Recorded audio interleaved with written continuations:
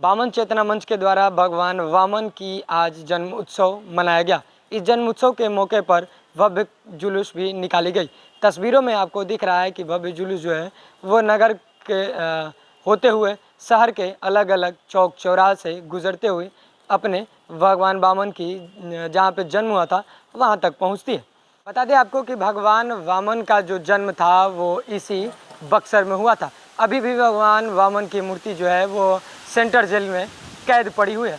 हालांकि इस संबंध में जब हमने वहाँ के लोगों से बात की और जो उसमें सम्मिलित लोग थे उनसे जब हमने बात की तो उन्होंने कहा कि यह सरकार की बहुत बड़ी नाकामी है जिसकी वजह से आज भगवान वामन जो है वो सेंट्रल जेल में कैद है।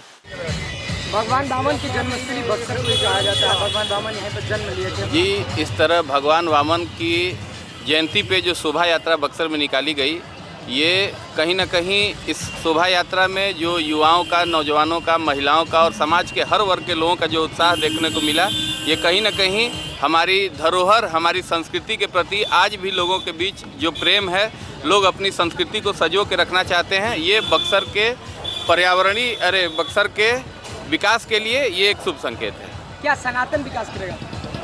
जी, सनातन विकास, सनातन की परिभाषा लोग नहीं जानते हैं। सनातन की परिभाषा होती है कि जिसका ना आदि है ना अंत है। तो सनातन का विकास कोई कर नहीं सकता है। सनातन खुद ही विकसित है और सनातन का न आज तक सनातन के शुरुआत की कोई कल्पना कर सका है, न उसके अंत की कल्पना कर। सनातन के नाम पे राजनीति करने से लोगों को बचना चाहिए और भगवान वामन की ये जन्मस्थली है तो अपनी बक्सर की सांस्कृतिक विरासत को बचाने पे हम लोग को प्रयास करना चाहिए। सनातन के नाम पे सिर्फ और सिर्फ राजनीतिक मुद्दा नहीं बनाना चाहिए। भगवान वामन अभी भी जेल में कैद है। जी, भगवान वामन यदि कैद हैं तो ये कहीं ना कहीं बक्सर के पुराने जनप्रतिनिधियों का ये दोष माना जाएगा। यदि आने वाले समय में हम लोगों को मौका मिलता है तो निश्चित तौर पर भगवान वामन जेल से बाहर होंगे।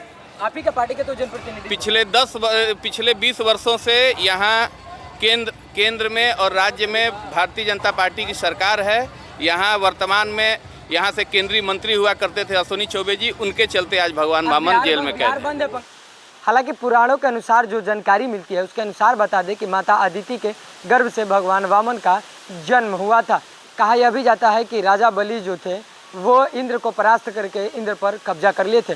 उसके बाद माता अदिति काफ़ी चिंतित थी, जिसके बाद माता अदिति के गर्भ से भगवान वामन का जन्म होता है और भगवान वामन जो है वो राजा बलि के पास जाते हैं और राजा बलि के पास जाने के बाद वो एक दान मांगते हैं। राजा बलि को कहा यह जाता है कि राजा बलि जो थे वो बहुत बड़े दानी कहे जाते थे। राजा बलि से जब भगवान वामन ने अपने बाल्य रूप अवस्था में भगवान विष्णु का जो अवतार थे भगवान वामन, वो राजा बलि से 3 पग भूमि मांगे थे।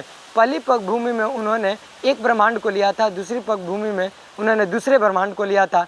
वहीं तीसरी पग भूमि जैसे ही भगवान डालने वाले थे तो उसके बाद माना जाता है परंपराओं के अनुसार कि उन्हें रोका गया। उसके बाद वो राजा बलि के सर पर जो है वो अपना पैर रखे हुए थे और राजा बलि जो थे वो समझ गए कि ये साधारण कोई बालक नहीं बल्कि भगवान विष्णु के अवतार है।